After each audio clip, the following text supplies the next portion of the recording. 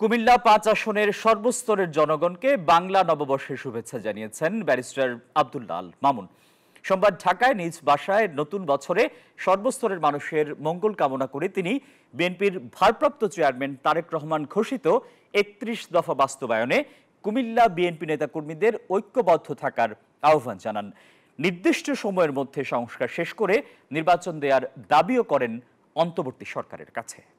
সংস্কার ছাড়া নির্বাচন হবে না, তবে সংস্কারের একটি নির্ধারিত সময়সীমা নির্ধারণ করে আপনার নির্দিষ্ট সময়ের মধ্যে নির্বাচন করার জন্য আমাদের তারেক রহমান সাহেব যে আহ্বান জানিয়েছেন সেইভাবে যদি কাজ করা হয় দেশের মঙ্গল হবে।